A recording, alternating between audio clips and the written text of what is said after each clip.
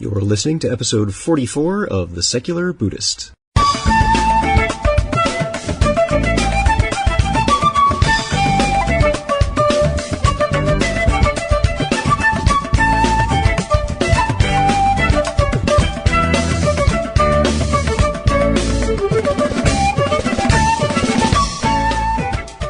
Welcome to The Secular Buddhist. I'm Ted Meissner.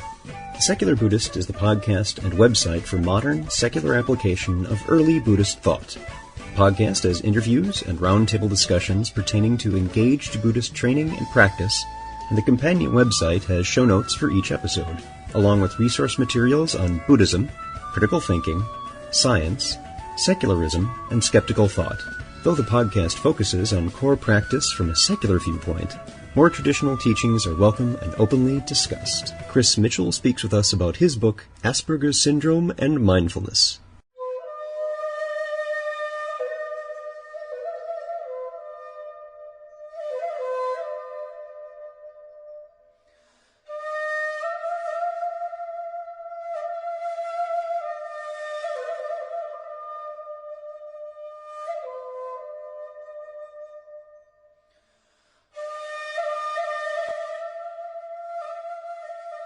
According to the Asperger's Disorder website, affected individuals are characterized by social isolation and eccentric behavior in childhood.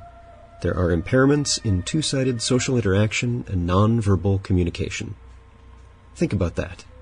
When you're growing up, you not only have the usual challenges of peer interactions, but you may also have an undiagnosed problem with the disorder on the autism scale. You yourself may not even know what the problem is, making growing up even more difficult. People with Asperger's, however, may have positive qualities that can grow with understanding, and, with some mindfulness practice, those so challenged can grow to understand themselves with more insight and positively impact their moment-by-moment social engagements.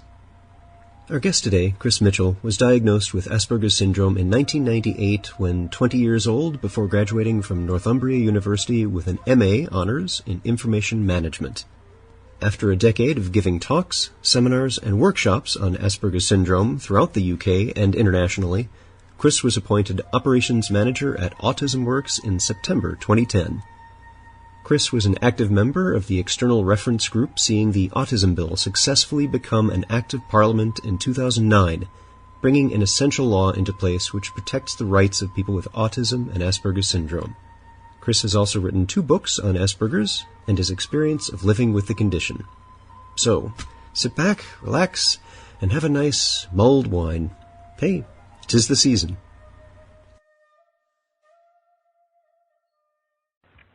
And we are here with author Chris Mitchell. Chris, thank you so much for being here. It's a pleasure, yes, and it's great to be here with you this evening, yes. I'm glad finally to be able to speak with you. As I had mentioned, we were chatting with before, so the audience is aware. Chris and I have been emailing back and forth for quite some time, and I've really been looking forward to getting him on the podcast to chat for a while. So we'll go into the questions that we've been chatting about, and the first one is, how did you first encounter Buddhist practice, and what sparked your interest? Well, I first came across it from a discussion on an autism emailing list. I subscribe to a couple of autism emailing lists, and one subscriber once mentioned that he felt that the teachings of the Buddha in some ways reflected the needs and ways of thought of a person with Asperger's syndrome, particularly regarding the causes of suffering, desire particularly. And back then I knew the very basics of the Buddha's teachings, particularly the cause of suffering being desire, which to me, from the perspective of a person on the autistic spectrum, a person with Asperger's syndrome, made so much sense in relation to how I perceive the way the world works. And so I explored Buddhism a little further, and I found out that there was a meditation class at my local university in Sunderland, where I live, which is taught by Peter Harvey, who's a professor of Buddhist studies, who's written as many as 7 books on Buddhism. And I went along to the class to see what it was like. Now, at the time, in relation to my Asperger's syndrome, I was experiencing very high-level anxiety. But after I kept going to Professor Harvey's meditation class for quite a while, I began to find and notice the effects of the practice within everyday life, finding it really helpful in terms of how it helped me take my mind off a lot of the issues that were making me feel very anxious. And eventually it also helped me to notice some of the untapped aspects of my mind, opening me up to flexible thought, which is a difficulty that many people with Asperger's syndrome, including myself, experience. But when noticing these untapped aspects of my mind that for so long I'd taken for granted or never realised, a little bit like when you go travelling, you go out of your what's your normal environment to somewhere that's culturally very different, and then when you come home, you feel as though you're in a completely new place, and you notice things that have been there, but they've only come to your attention once you've had a change of scene, and that's something that meditations really help me with in terms of being able to think more flexibly and openly, and also, and perhaps most importantly, non-judgmentally. Yes, absolutely, and that's something we'll talk about that in a little bit. I'm glad you brought that up. Now, in your book, and for people who are listening to the podcast, the name of the book is Asperger's Syndrome and Mindfulness, Taking Refuge in the Buddha. Chris, you speak quite eloquently about how Asperger's affects not only your view of situations, but how others view those with Asperger's. Now, how do you use your Buddhist practice to help you when you're faced with individuals who may not be very understanding? Well, something that I've noticed in the almost 6 years it is now that I've been practicing meditation, an aspect of Asperger's syndrome that I've begun to notice more, a little bit like what you've just described, is how it doesn't just affect myself, or doesn't just affect people with the condition, but affects others around them as much as it does me. And where I see Asperger's syndrome as affecting those not on the autistic spectrum is often through unawareness. And awareness of Asperger's syndrome is much greater now than it was when I was first diagnosed with Asperger's syndrome back in 1998. There are still some gaps to be filled, particularly as to how we actually understand Asperger's syndrome, because much information and training about Asperger's syndrome still, unfortunately, tends to be very deficit-focused, including focusing on the triad of impairments, which are social communication, social interaction, and social imagination. And it can be very easily for one to be conditioned by these deficits, that they can become blind to the positive aspects related to Asperger's syndrome, of which there are many. And these positive aspects, and something that I was talking about when giving some training on the subject earlier this week, these positive aspects of the condition can be very beautiful once they're noticed.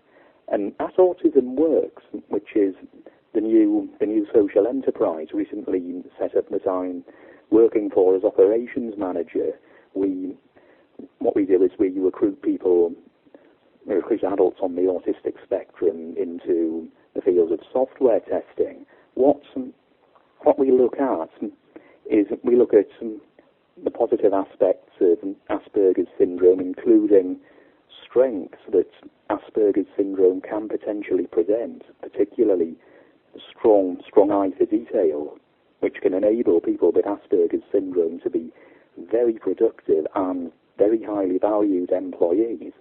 There's actually a similar model to Autism Works in the United States in Chicago called the Spiritech, which is a model that's proven very successful. But when we see Asperger's syndrome as a deficit or a disability, when we see its negative traits, our tendency often focuses on what supposedly needs to be changed within people with autism, rather than focus on the positive aspects and the potential good personal qualities that people with Asperger's syndrome can possibly have. And something that I've been told that what I do very well when giving training on Asperger's syndrome, I speak at a lot of conferences and give training to frontline services who deal with Asperger's syndrome throughout the United Kingdom, and I have done some training sessions internationally as well, is that what I do so well is that I avoid placing Asperger's syndrome within deficit-focused or medical models. And also, one of the nicest things somebody's ever said to me about what I do is that I take away fear that some might have in relation to preconceptions about Asperger's syndrome, in relation to the fear of the unknown. That because of Asperger's syndrome's little known to them initially, they may think that it's a problem, but once they've seen the positive sides of it, they often become much more open to it and open to wanting to work with people with Asperger's syndrome. On the part of understanding Asperger's syndrome for people not on the autistic spectrum, it's quite a skill, as much as it's a skill for me as a person with Asperger's syndrome to mask my Asperger characteristics to function effectively in social environments. Rather than focusing on what supposedly needs to be changed, I feel that to understand people with Asperger's syndrome, it helps one to see the truth as to who people with Asperger's syndrome actually are, rather than what they are in relation to a set of diagnostic criteria. It takes a bit of being able to adapt flexibly to how people with Asperger's syndrome present socially, rather than pointing out their social weaknesses. And knowing a person with Asperger's syndrome in such a positive way can help one become more open, more tolerant to those who are different. And in relation to Buddhism, where emphasis is on the truth, being able to see how somebody with Asperger's syndrome is, you see the truth as to who they are. Yes, and I that ties in very nicely with, as you're saying, Buddhism being about seeing things, seeing clearly. And one of the things that you bring up in your descriptions is that people be able to see the entire context of of who a person is when dealing with each other, and that it not be about just these parts which we have no experience with and may be kind of scary, and that's something that you're helping to diffuse that fear element that people who are not on the autism scale are used to dealing with. Now, have other people with Asperger's contacted you and shared their stories about how the Dhamma is helping them? Yes, I have actually of late been getting quite a lot of comments about how helpful people on the autistic spectrum who've read my work and found it very helpful.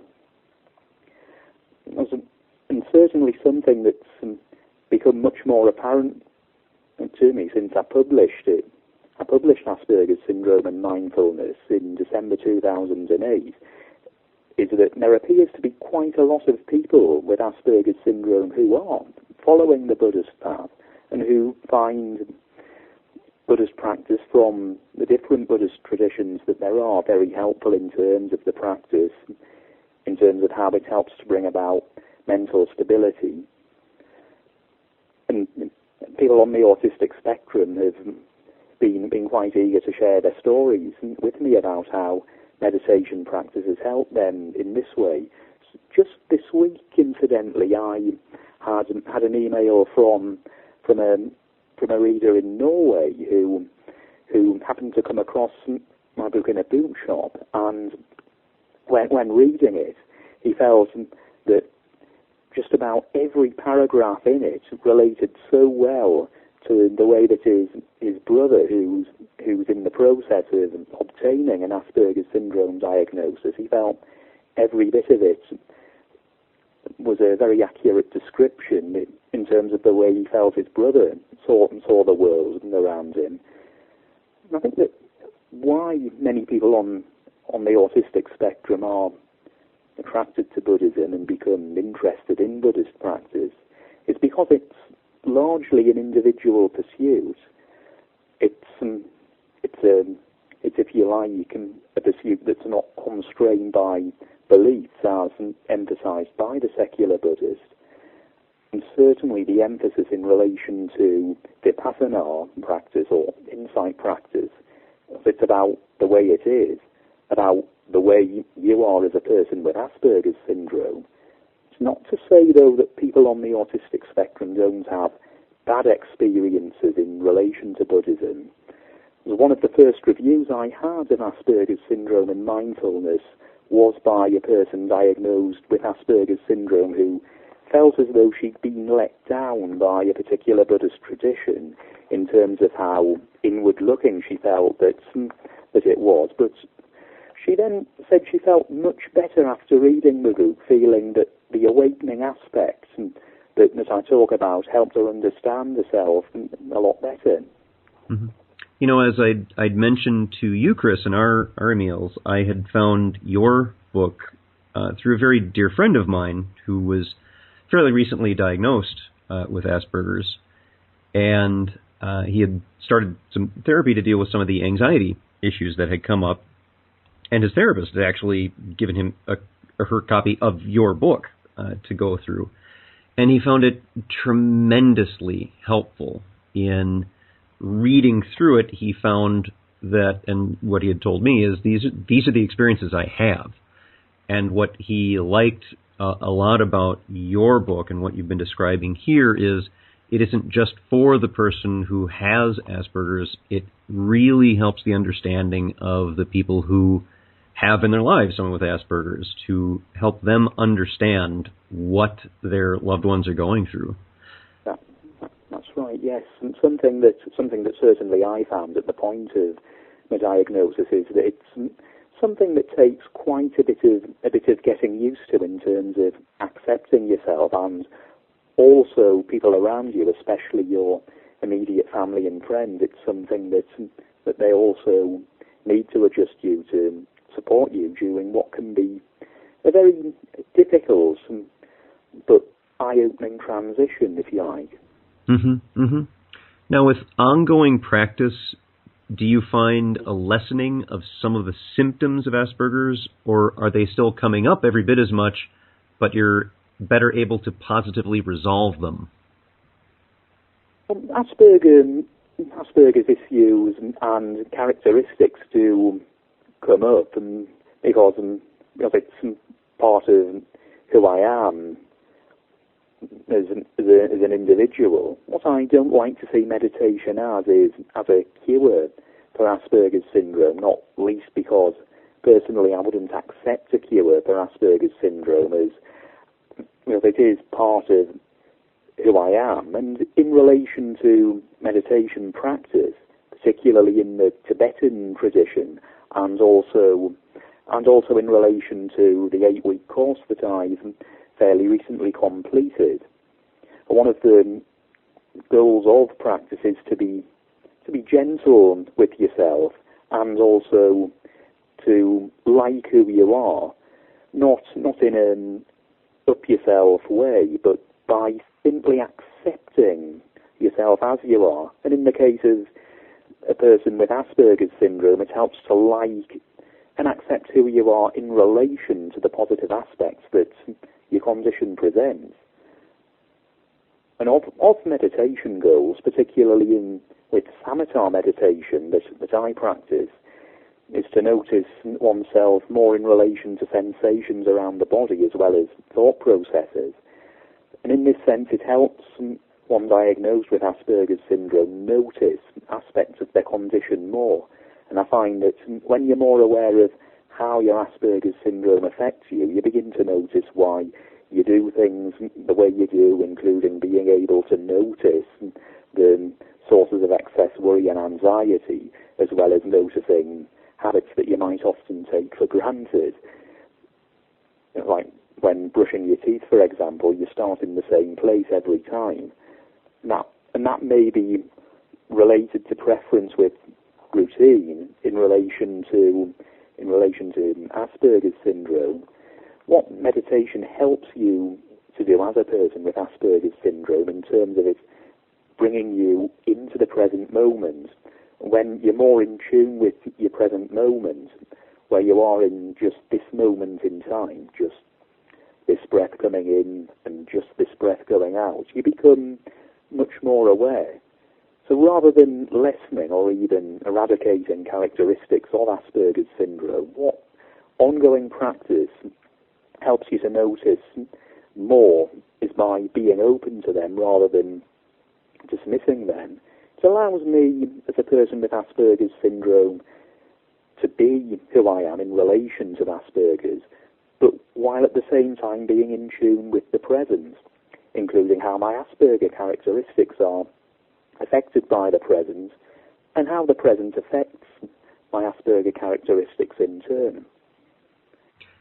Now, what would you like to tell people listening to the podcast, those with Asperger's themselves or with someone close to them who has it? Any advice on how the Dhamma can help? Well, personally, as listeners may well have picked up, I've found Dhamma very helpful in gaining a better understanding of who I am in relation to my Asperger's syndrome, as well as the meditation practice helping me manage high-level anxiety, but allowing me to be more in the present, as well as the many other people on the autistic spectrum who found similar benefits that have contacted me since I published Asperger's syndrome and mindfulness. And certainly meditation practice is worth suggesting to people with Asperger's syndrome, especially if they are troubled by high-level anxiety. But what I've seen some put off by Dhamma, though, is that they can be put off by its religious or spiritual context, especially like the girl who provided the first review of Asperger's syndrome and mindfulness, if they've had a bad experience with a religion, including Buddhism, particularly if it's one of an inward-looking or of a fundamentalist nature. It's not often initially realized that mindfulness can be practiced and developed in a secular context. Again, one of the aims of the secular Buddhist, and that you don't need to be a Buddhist to meditate. And certainly, if you're interested in mindfulness practice, it might help to start in a secular context. And if eventually you do want to follow the Dhamma path, this needs to be personal choice rather than it be enforced upon them. The other aspect of meditation practice that I feel that listeners may benefit from hearing about, especially if considering or just beginning mindfulness practice, is that it may not help to initially have high expectations in terms of its effects, and also not to initially try too hard. Or something that Professor Harvey often mentions to people starting meditation is that he would be slightly concerned if people noticed something very suddenly from it overnight. It takes quite some time to notice the benefits, as I'm sure that listeners who meditate or have meditated for quite some time will well know. Something that you might well find from practice, though, is how often unkind you can be to yourself, and also how hard it actually is to be kind to yourself. But being kind to yourself to experience the qualities of practice involves being patient and not initially trying too hard or trying to do too much. From what I've seen when practice has been introduced to people on the autistic spectrum as a relaxation tool, though, sometimes more anxiety can be caused by just trying to relax. The benefits of practice, though, are accessible for people on the autistic spectrum and people close to them. Most simple advice, and hopefully most encouraging advice that I can give, is basically just be patient, be kind to yourself, and hopefully you'll awaken to the benefits of the practice as to who you actually are. Now, Chris, you had mentioned just completing an 8-week course. Could you tell us a little bit about that? What that was, it was a mindfulness stress reduction course based on the work of John Kabat-Zinn, who practices mindfulness in a secular context. The purpose, it involves sitting meditation, walking meditation, and also involves some very basic yoga technique, including some very basic stretching. It helps to notice different sensations around the body that you so often take for granted, particularly when doing the body scan. It's in relation to Asperger's syndrome. What this aspect of it helps with is a difficulty that people on the autistic spectrum often have, is difficulty with non-verbal or body language. This helps you, I found anyway, to notice that a lot more. And the main focus of it, though, is to come into the present moment a lot more, rather than having regrets about the past, worrying about the future, because the more we bring ourselves into the present, the more freedom that gives us to feel calm and in tune with who we are, basically. Now, for our listeners, just to review, the book that we've been chatting about with Chris Mitchell is Asperger's Syndrome and Mindfulness, Taking Refuge in the Buddha. Chris, you also have a book called Glass Half Empty, Glass Half Full. People who are listening can find Chris on the internet on his website, and that's www.chrismitchell, that's CHRISMITCHELL.org.uk. And Chris, you had also mentioned Autism Works, and that's www.autismworks.co.uk. And there's also a blog that's linked on there that people may be interested in. Yes, that's right. I provide a weekly blog as to how the service is developing, because it's a new and a very innovative, if you like, service. And within that blog, I actually talk about how the mindfulness practice has helped me in this job. I started it in September, and the managing director whose idea it was, who recruited me to the post-op operations manager, was recruited me because he was impressed at how he felt I was able to take away the fear that people may well, including potential client employers, may well have about taking on people with Asperger's syndrome. Perfect. Well, folks, be sure to take a look at that. I went through the book myself. I've read through it twice now. Actually, I really enjoyed reading it. It is helpful, not just for those who do have Asperger's themselves, but those who want to know more about the Dhamma for their loved ones who may have Asperger's as well. Chris, thank you so much for being here. Thank you. It's been a pleasure to speak on the Secular Buddhist tonight. I've learned just so much taking part, and I really hope it's been uplifting for the listeners and yourself as well.